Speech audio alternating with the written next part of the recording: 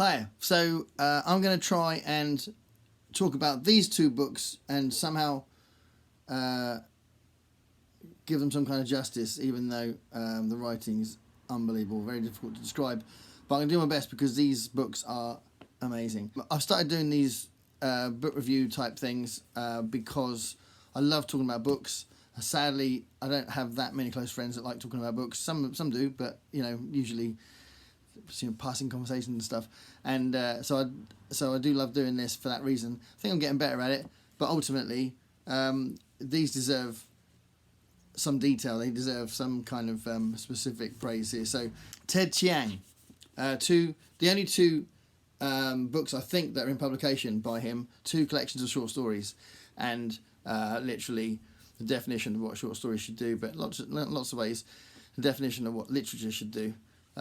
Absolutely unbelievable. I really discovered them, like many people I think, or certainly recently, thanks to the film Arrival. So if you've seen the film Arrival, you know what I'm talking about.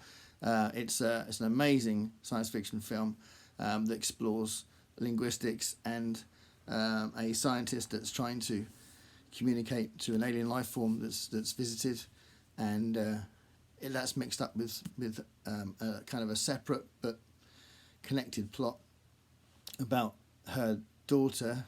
Won't spoil anything, but yeah, that film just completely blew me away. I thought it was unbelievable. I thought, well, let's look into this guy's writing, and his first book, Stories of Your Life and Others, features the stories of your life, which is this is the story that the film Arrival was based on. And because I had already seen the film, I thought, well, I'll buy this one first, because I thought there'll be more surprises in it, because I imagined that the story of the film wouldn't be quite as much of a revelation as it was. I mean, literally reading it is even more powerful. It's just an incredible thing. So yeah, I want to talk about these two books. If you haven't read these, I generally would recommend them to anybody, regardless of whether you read science fiction or not. They are so good. I mean, basically, Ted Chiang explores the big themes. In these stories, you've got science fiction devices. You've got a little bit of time travel in one of them, certainly, but you've got kind of like a parallel universe thing going on in one. You've got lots and lots and lots of stories about technology and technological advances and AI advances, those kind of things. But wrapped up, these are devices to explore philosophy, to explore a sense of purpose in life. What is the meaning of life? What is life for? What makes us human? What are our relationships about? Even what is truth? What really matters? How do you how do you get by when your whole sense of your reality is switched, or you start to doubt everything? How your relationship with someone changes when that person has a completely transformed sense of what their own life means. So many things, so many huge themes in these books. So I'm not going to talk about every story, but what I'd like to do is just talk about some of my favourite stories, and kind of maybe go through maybe half of them. I think that might be quite cool. And then obviously lots of the rest of it is going to be more of a surprise. But Ted Chiang. Here we go. So I'm going to start with the first book, which is The Story of Your Life and Others. I'll go through a few of those stories, and I'll start with the first one, which is called The Tower of Babylon. So in both books, there's like something at the end, which is story notes, where he will just say a few things about each story, which is quite cool. And in that, he says that a friend calls this story Babylonian science fiction. And I think it's because it's kind of it's got sort of like a biblical setting, but ultimately, like Ted Chiang says in the story notes, it is more about engineering than about faith. But certainly that's what motivates the characters in the story. So they are trying to build a pathway, a tower that leads them to heaven. So it's based on a myth, the myth of Babylon, and he uses it to talk about faith. He uses it to talk about perseverance, having a purpose and kind of being driven by that purpose to complete the task. And also there's almost like a punchline at the end. But it's more than a punchline, because obviously these are very deep stories, and it does make you think about the cold attitude of God, which he explores in another story as well. So I think he's definitely, well, I'll say definitely, I don't know for sure, but he certainly seems quite agnostic or atheist about these stories when he sets them with a biblical setting. But that's quite a nice story, because you're wondering where it's going, and where it goes, it just flips your mind a little bit at the end in a way that totally suits the story, but you're not expecting. So Tower of Babylon starts this great book. The second story in the book is called Understand, and that story reminded me a little bit of Flowers for Algernon and The Lawnmower Man by Stephen King. Both of those stories explored the idea of science developing someone's intelligence, but with those stories it's more of a experiment, and for those stories it's kind of like an experiment that goes wrong. I am actually going to talk about Flowers for Algernon in a different video. I've planned to do a video on science fiction classics, so I've got that in there. I genuinely think about Flowers for Algernon a lot. I don't know why it stays with me, but it just comes back around into my head a lot. It's just such an incredible book. So when I was reading this story called Understand, I was definitely thinking about that, thinking, well, how is he going to run in the same way? Is this story going to develop in a similar way? And it doesn't actually. It goes for a different take on it. It's just that idea of someone's intelligence being artificially developed to a sort of a huge degree, so that they can and what the consequences are of someone's intelligence being that much more advanced.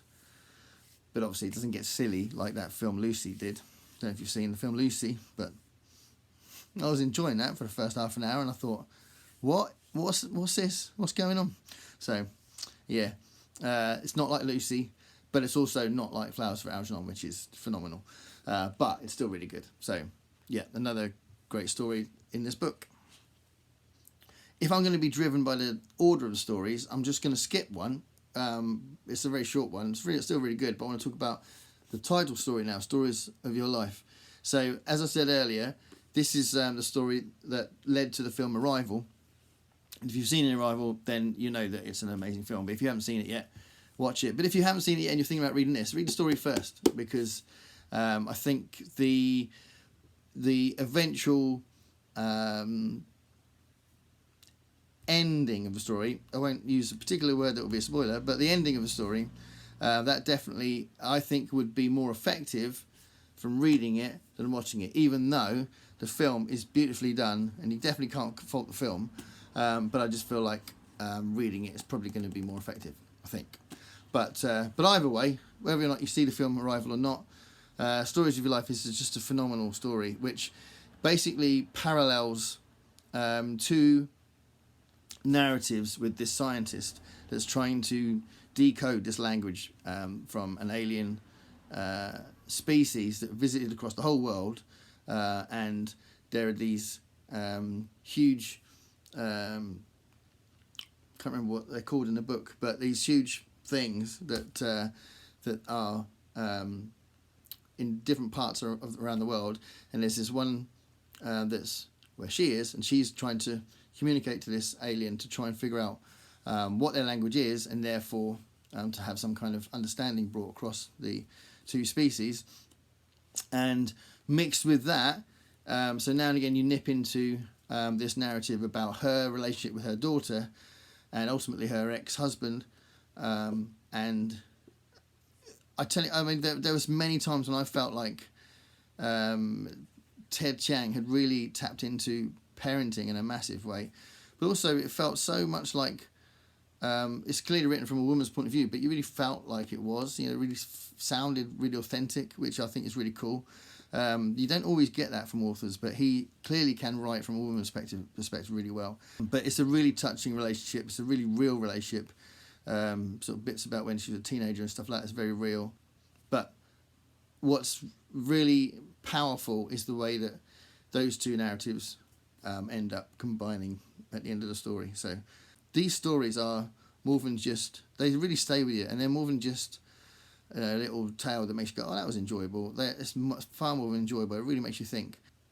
It's kind of, I don't want to spoil the point of the story because it's obviously better to read it, but it's definitely about the idea of value of life, equality of life, and the fact that when bad things happen, it doesn't necessarily negate the point of having that positive experience, you know. And there are things that can happen that can make you doubt whether or not something was worth it, and it's always worth it. That's the kind of question in the story, because that's the other thing he does.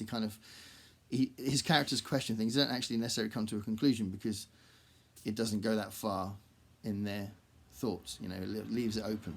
So, Stories of Your Life, phenomenal story about parenting ultimately, but about language, linguistics, and two very different species trying to communicate with each other. Hell is the absence of God. That is one of the later stories in the book, and that's a fascinating story. Once I read it, I was really intrigued to know why he came up with the idea and whether or not it was from a religious perspective, or, as I said earlier, I think more of an agnostic, atheistic perspective, because he's clearly a scientist. It doesn't necessarily mean any particular religious belief, but with this story, it did make me wonder, because it had quite a harsh view on the consequences of angels visiting, and also the relationship between humans and God was a little bit shocking in some ways as well. So it made me wonder about that, but I absolutely loved it, especially the ending. The last few pages I really loved, but it's just that idea that how the consequences of an angel, when angels visit humans, when there's an angel visitation, it wreaks havoc. So there's lots of flashing lightning crashes, lots of light flashing light, and there's like there's almost like a sort of mini earthquake, and there's always casualties. There's always either people massively hurt or killed from these angel visits. So that's how the story starts, and one particular victim, because his wife dies from an angel visitation, he has to deal with how he feels about God, and how because he's got very there's a general, in this story, there's a general belief that God exists and heaven exists, hell exists. That's just one of those things that everybody is in agreement on, but he has difficulty loving God, and because of what happened to his wife, and the idea of how he eventually tries to get to heaven and that kind of stuff. But it's a really good story. It's quite different, and like I said, the ending kind of definitely makes it more worthwhile, because I was reading it thinking, where is this going? And I was really pleased with where it went. But it does make you wonder what the ethical point is, because some of these stories you can interpret them in different ways, I think, which is again part of their quality, I think. And the last one in this first book is called Liking What You See, a documentary. And in this one, Ted Chiang explores the idea of beauty, about being judged on your supposed beauty, and a new technology that can take away that whole thing, so that people aren't worried about their exterior looks and being judged on that anymore. Some students in a university get to vote on whether or not they're going to make this technology mandatory or not. So, as you can imagine, some big themes explored there, different to the rest of the book, to be fair, but very much kind of looking at self-image, and also the way that the public kind of treat people, and that idea that you've got a chance to get rid of it, and how people react to that. So, Exhalation. Again, I said that this was the first one that I read because for some silly reason I thought I didn't need to read the other one yet. The first book in this series is The Merchant and the Alchemist Gate, which I have spoken about a little bit before because I did a time travel video as well a little while ago. And it is a time travel story. What's fantastic about The Merchant and the Alchemist Gate is the way that it's like a babushka. There's loads of different layers to it. There's loads of different... Because there's basically a portal where this merchant can go into. He can go into the past or the future. And both are explored in the story. And it just becomes... it becomes very complicated for him because the consequences of going into the future, seeing his future and seeing his wife's future in particular, that has consequences for how he acts when he comes back to the present, and then that has consequences for what the next future is like. And then when he goes back to the past, he sees something else that changes his perspective on his life, and all these different things mean that more knowledge about why things have happened and why people are who they are change your own perspective, and therefore change your actions, and therefore could change the future. So it's a fantastic exploration of cause and effect in time travel. Can't really do time travel without doing that, but it's beautifully done. It's done like a fable, really. Like, some of his stories are written in a very conversational way, some of them are done in a very scientific way, and this is done like a fable. You can imagine it sort of just having this sort of anonymous traditional writer to it. So that's another thing about Ted Chiang that I think is interesting, that his stories are written with quite a different variety of narrative voices. They don't always feel like him, whereas some writers straight away who it is just from reading it. But with him, each story seems to have a different tone to it. So yeah, that's a fantastic time travel story. So The Merchant and the Alchemist Gate. And I'm just going to nip forward to the life cycle of software objects. The life cycle of software objects is probably my favourite out of all of them. Out of all the stories, there's obviously tons of stories in these books. And it's one of my favourite short stories I've ever read. I thought it's just unbelievable. There was sort of like a giddy excitement while I was reading it, wondering where it was going and thinking about where it could go. And it's basically the idea of these scientists had created these digital pets, and they were very successful for a while, and then they got superseded. The company got into trouble financially, and the main character, who's a zookeeper, had to figure out what was going to happen to these essentially sentient robots that they'd created, because these robots had feelings and they weren't just pets, they were more than that. So, what follows is a huge dilemma about how to keep the company going. If the company's not going to keep going, how to keep the pets alive and respected and treated well. How do the pets feel about all this? So there's one particular pet that's kind of like the one that she feels closest to, that says quite a lot on that subject at one point. And it's just when it turns to the next part of the narrative, you think, oh wow, I wasn't expecting that, and what is going to happen to these digital pets, and the whole morality of what we do with robots, and what we see as intelligent life, and how we respect them. Do we respect them? That kind of thing. It's just a fantastic story that I love the way it's written as well. Like, there are lots of short little nuggets that keep the narrative going, but it's not overly complicated. It's done really well, and a lot of it is based around these characters that are trying to keep their creations alive, and they love these pets that they've created. And if you own pets, I've always owned pets. I have one of my dogs right next to me now. If you've always owned pets, you can probably relate to that as well from that point of view. But again, like so many of his stories, he's exploring what it means to be alive, what it means to be respected, what it means to have that kind of social responsibility.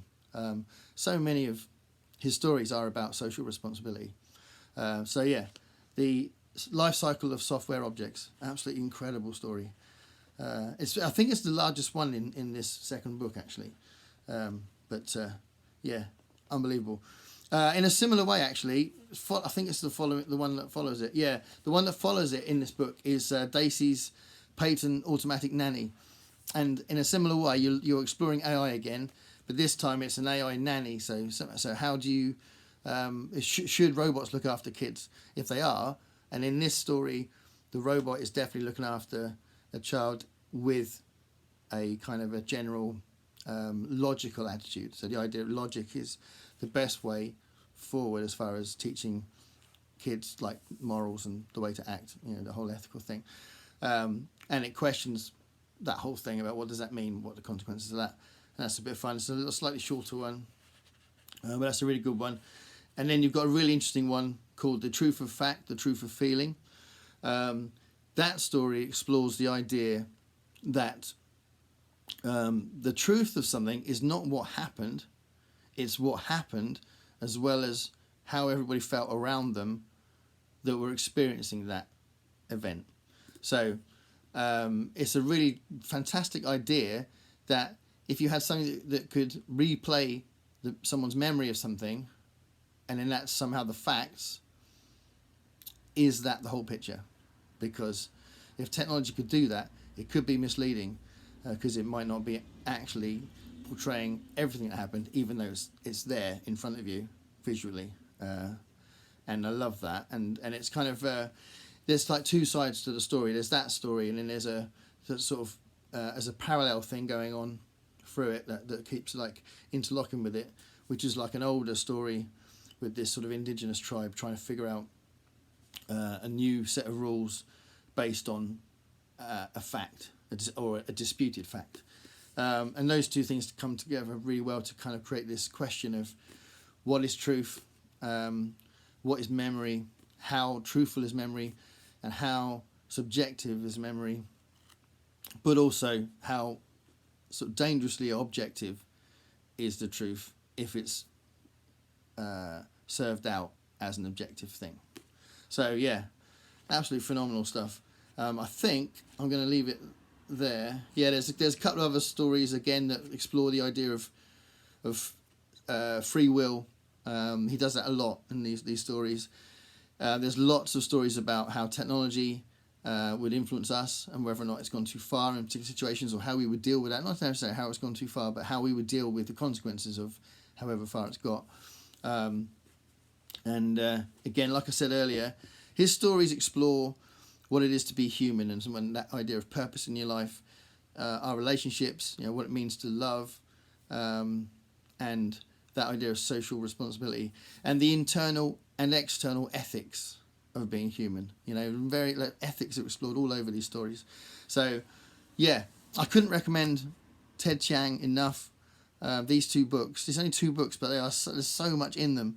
I don't think when I read this second. So obviously, I read this one first, the second book first. When I read this one, I genuinely thought I had never read a book that explored humanity as deeply and has really touched on big themes as well, and in as much of a thought-provoking way as this book had. I would recommend it to absolutely anybody. It's my favourite out of the two, but again, there's nothing wrong with this one. And this obviously has stories of your life in it, which I would recommend you read it, even if you've seen Arrival. It's phenomenal. But yeah, look up his books. They're usually in the shops because I think they are generally massively popular. He's won loads of awards for these as well, quite rightly. But I'm intrigued to see what he comes out with next. And he's quite fascinating to watch, just talking as well. He's clearly a fascinating man that can put these great questions of ethics and the meaning of life into his fiction. So yeah, Ted Chiang, Stories of Your Life and Exhalation.